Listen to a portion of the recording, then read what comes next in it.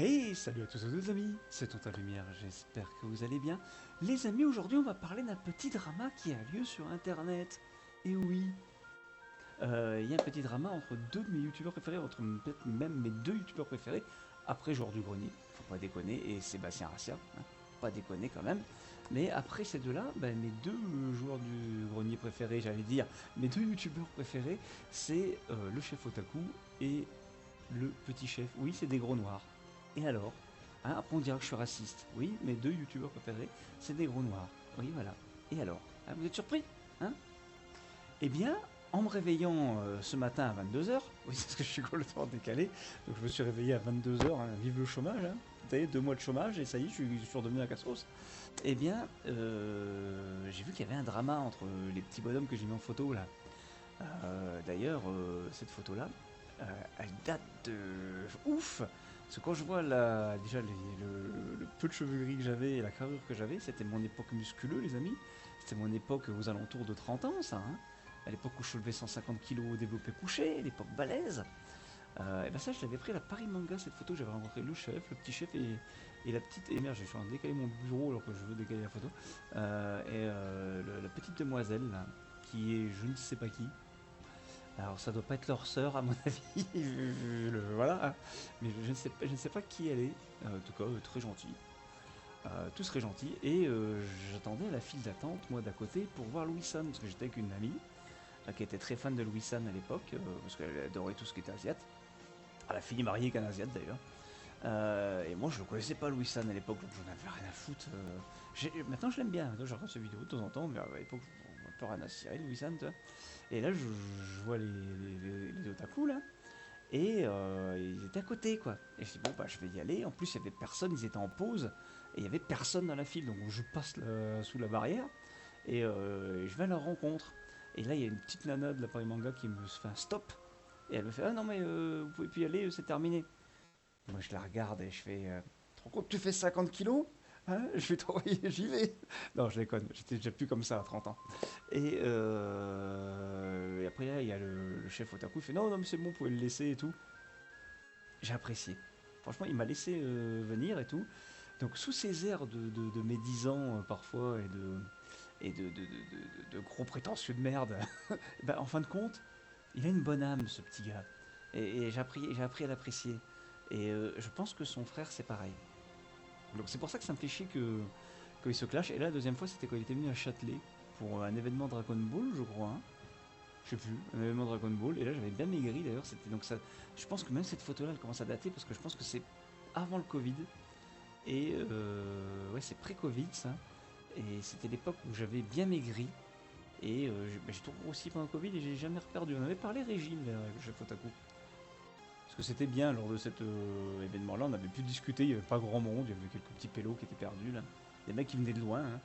Voilà, moi j'avais 3 stations pour la Châtelet, donc ça va, j'ai toujours 3 stations pour la Châtelet pour l'instant. Donc ça va, j'étais pas loin. Voilà, donc bref, donc c'est comme des youtubeurs que je suis depuis longtemps. Et là, à 22 h, je me connais, je vois une FAQ. euh, et une FAQ, et je regarde et je vois que le chef, il est un peu remonté après son petit frère, hein. Et il lui reproche certains trucs. Et du coup, certains trucs. Et du coup, je ne peux pas vous montrer ce qu'il lui va reprocher. Parce que le chef a retiré sa FAQ. Et le petit chef qui est remonté après a fait un direct sur Twitch. Et pour une fois, je me suis connecté à Twitch et j'ai vu ça. Et j'ai pas pu commenter parce que ce boulet, il a censuré les commentaires. C'est leur petit côté dictateur communiste, hein. Mais bon, ils sont sympas quand même. Et du coup, j'ai vu qu'il était très remonté contre son frère. Et ils se sont pourris la vie. Et moi, je fais cette vidéo, les mecs, parce que j'espère qu'il y en a un des deux qui tombera dessus. Le chef Otaku, je pense pas, parce que maintenant, il s'en bat les couilles de tout ça, puis c'est normal, c'est un trentenaire. Le petit frère, peut-être qu'il tombera là-dessus, parce qu'il est plus jeune, et ça se voit qu'il est beaucoup plus affecté parce qu'il s'est.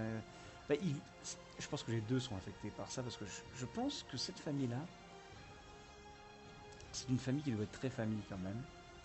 Et je pense que ce qui se passe là,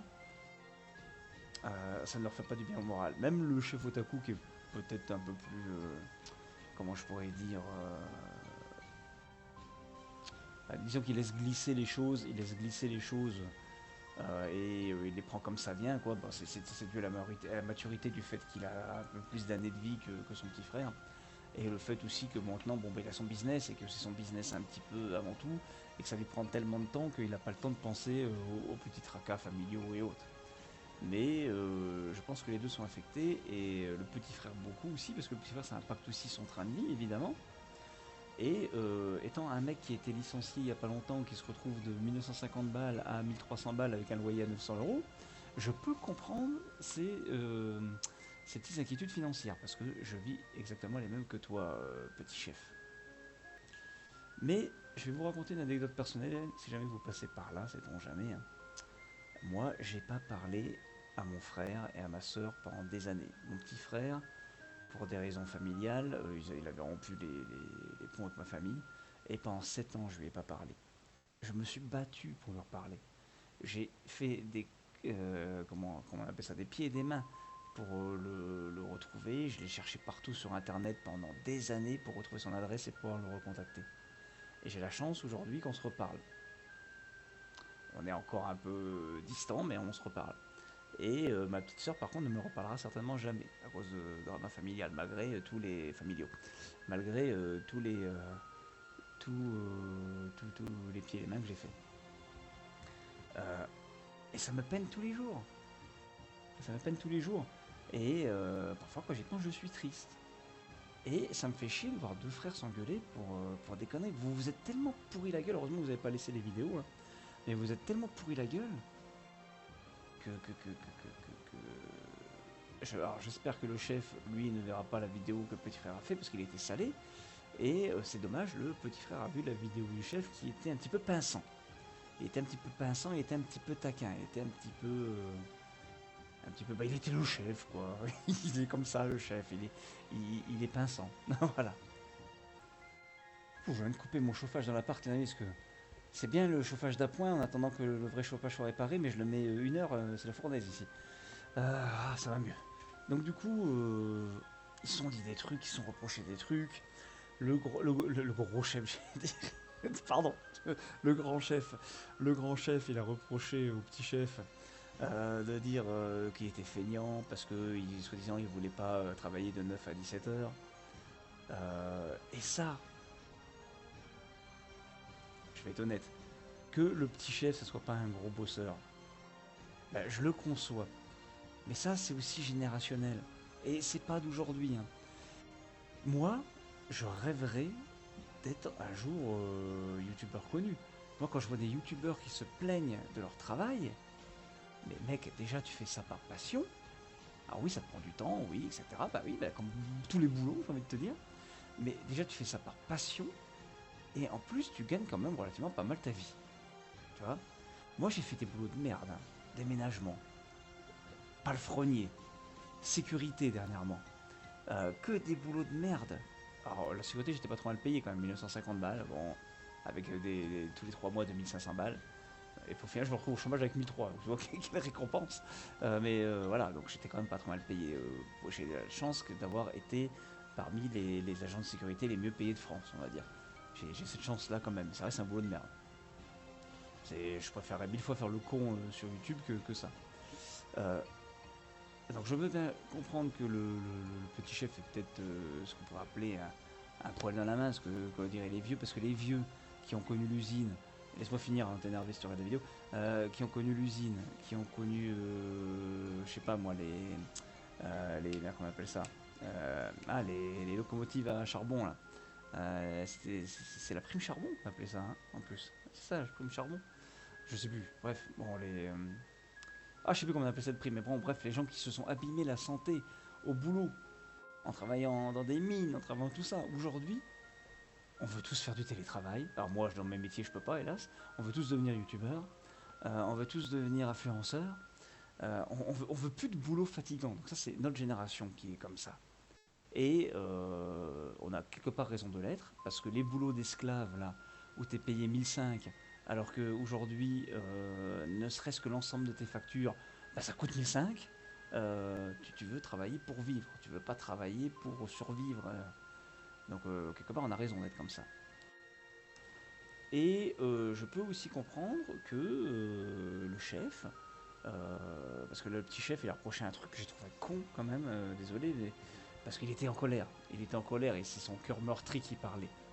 D'accord, c'est son cœur meurtri qui parlait et il m'a fait de la peine. Il m'a fait de la peine parce que quand tu lances des piques comme ça méchantes, un petit peu pour répondre aussi à des piques qui ont été lancées au préalable, hein, parce que le chef aussi il a lancé des piques, il l'a fait peut-être un petit peu plus, comment dire, intelligemment, en étant un peu moins agressif. Mais il a lancé des piques aussi, il y avait de la provoque des deux côtés. Mais je pense que c'est parce que, bon, voilà, ça arrive de se fâcher. Et le petit chef, s'il a réagi comme ça, je pense que c'est parce qu'il a de la peine. Parce que, bah, vous imaginez les liens familiaux qu'il doit avoir dans cette famille quand même. Ils ont réussi à construire. Alors attention, celui qui a construit la chaîne, chef Otaku, c'est le chef Otaku. Là, il n'y a pas à discuter là-dessus. Ça fait 12 ans qu'il a sa chaîne, ça fait 10 ans que je le suis, et ils sont arrivés bien après tous les autres frères. Euh, mais la chaîne Spatule Bro, bah, ils l'ont fait à deux, ils ont beaucoup travaillé dessus tous les deux. Tu te rends compte, moi je créerais une chaîne avec mon petit frère, et on aurait des centaines de vidéos comme ça sur la chaîne, pour immortaliser entre guillemets cette superbe aventure. Mais je trouverais ça génial. Ils ont vécu une aventure géniale. YouTube, c'est une aventure géniale, et quand tu la vis avec un proche, ça devrait être encore plus fabuleux, pour pas encore dire génial. Euh, donc je peux comprendre que leur désaccord qui amène le petit frère à s'éloigner de son grand frère, eh bien ça les meurtrit dans sa chair, quoi. Et il y en a de la chair chez eux quand même, hein, tu vois. Ok, j'arrête la grossophobie. J'ai le droit, je fais 110 kilos. Ça se voit pas là, mais parce qu'il y a que ma tête, mais je fais 110 kilos, j'ai le droit.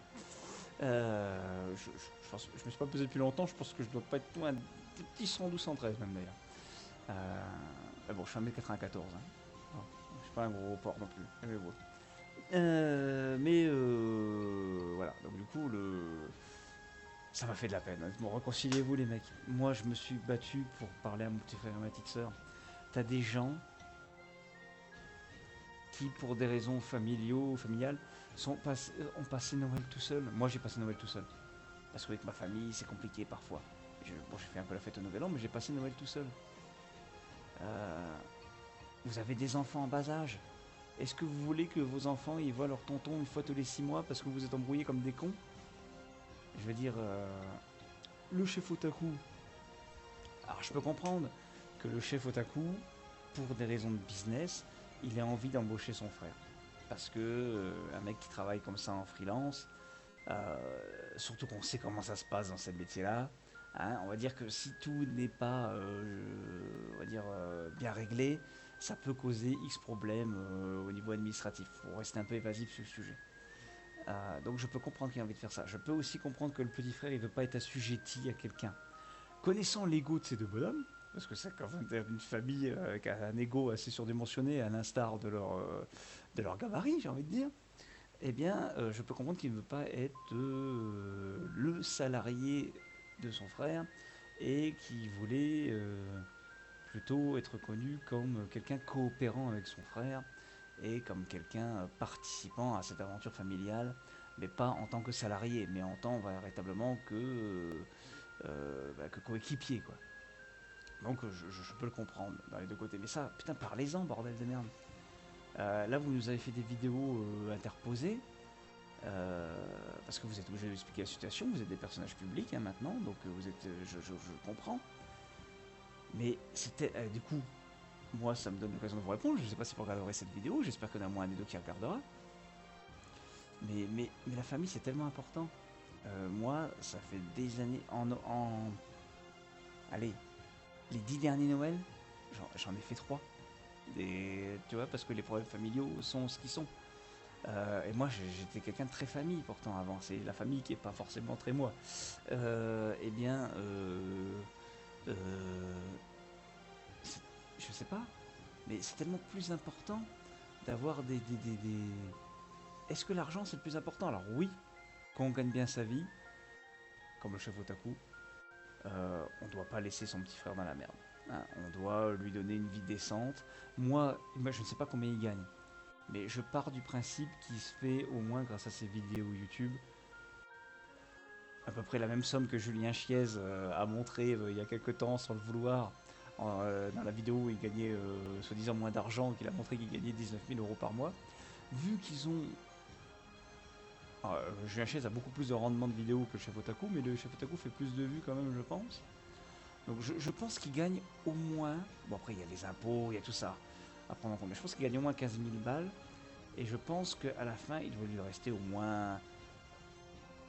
Allez, je pense qu'au moins, il lui reste au moins 10 000 balles à la fin du mois. Minimum, juste par les pubs. Après, il y a les sponsors, il y a sa boutique et tout ça en plus. Hein. Mais juste à YouTube, il doit gagner au moins 10 000 balles par mois. Moi, je gagne 10 000 balles par mois. J'essaye de faire croquer. Si mon frère travaille avec moi, j'essaye au moins de faire croquer 3005. Minimum. Minimum. 3005 en salarié, j'entends. En salarié, 3005, 4000 balles. Tu vois. Après, le petit chef, faut qu'il comprenne que, à la base, et si je dis pas ça méchamment, mais à la base, c'est un DLC. Un DLC qui, j'espère pour lui, aura vocation un jour de devenir un standalone. Et de voler aussi par ses propres ailes. Il peut faire la chaîne Spatule Bro à deux, par exemple. Il peut faire le chef Otaku peut faire sa chaîne chef Otaku et lui il peut faire en plus mini chef d'à côté. Donc une chaîne où il bosserait à deux et une chaîne où ils bosseraient chacun de leur côté. D'ailleurs, ce que je ne comprends pas, c'est que le chef Otaku, la chaîne Le Chef Otaku, c'est la sienne. On est d'accord, ça fait 12 ans qu'il est dessus. Mais qu'il soit pas à 50-50 sur la chaîne Spatule Bro alors que ça s'appelle Spatule Bro, je comprends pas. Là, je comprends pas qu'il soit pas à 50-50 sur la chaîne Spatule Bro et qu'il partage pas les revenus de la chaîne Spatule Bro à 50-50. Donc le mieux pour moi, ça serait que le chef Otaku il ait sa chaîne, le petit chef il ait sa chaîne, et la chaîne Spatule Bro, l'ensemble des frères s'ils veulent, et j'ai vu qu'ils étaient trois maintenant bossés dessus, et ben ils partagent entre les trois frères. Je veux dire, faut pas être non plus arriviste. Même si après je peux comprendre par contre, à contraire de ce que je viens de dire, que le chef, quand il veut faire des économies, c'est normal. Par exemple, j'ai vu le petit frère qui avait reproché d'avoir utilisé des intelligences artificielles pour faire sa jaquette de manga, manga quelque chose là. Isekaira, voilà. Je l'achèterai un jour. Quand il sera sorti et qu'il sera disponible en librairie, j'achèterai. Et ben ça c'est un peu con d'y avoir reproché parce que quel que soit le revenu de ton frère, moi si je peux éviter de foutre 500 balles dans un illustrateur et que je peux faire ça en 10 secondes avec une IA gratuitement, je le fais. Hein. Je veux dire, c'est comme mettre. Imaginons, je tiens un petit magasin, une petite supérette. Au lieu d'en mettre 3 caissières, j'en mets qu'une. Et je mets 2 machines automatiques. Bah, je le fais. Hein. J'aurai plus de rendement, j'aurai plus d'argent. Ah oui, ça fait du chômage pour les autres. Mais c'est un chômeur qui vous parle là, en plus. Hein. Mais je m'en bats les couilles. Au bout d'un moment, il faut penser à ta gueule quand t'es entrepreneur. Tu dois penser à ton profit, tu vois. Donc si tu peux faire des petites économies comme ça, faut pas hésiter. C'est con d'y avoir reproché ça. Mais après, le chef, faut qu'il comprenne que euh, son frère, il a quand même donné de son temps dessus. Il a quand même donné de sa passion. Donc moi, je trouve que ça serait bien qu'il soit à 50-50 dessus. Après, j'ai l'impression aussi que le petit chef, il veut pas de CDI, il veut pas de contraintes, il veut pas tout ça. Il faut comprendre que le monde du travail, mon bonhomme, bah, c'est aussi des contraintes parfois. Donc, et ne serait-ce que pour. Et puis il a reproché aussi à son frère qu'il voulait faire ça pour justement pas avoir de problème avec le fisc un jour, parce que peut-être que pour X raison, il pourrait y avoir un contrôle, et pour X raison, ça pourrait poser problème, blablabla. Ouais, ben il n'y a rien d'anormal à ça, tu vois. Donc, moi, ce que je pense, c'est qu'il faudrait retravailler le statut de petit chef et ne pas lui mettre un statut d'employé, mais lui mettre un statut de co-gérant de la chaîne Spatule Brou. Et pourquoi pas une double casquette de statut d'employé, de monteur, si éventuellement il était amené à travailler sur la chaîne Le Chef Otaku.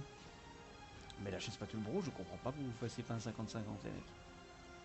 Bref, en tout cas moi j'ai suivi vos dramas toute la nuit, enfin toute la nuit jusqu'à 1h du matin, j'ai tout regardé. J'ai perdu plein de parties de Fortnite avec, je me suis fait pourrir sur Twitch.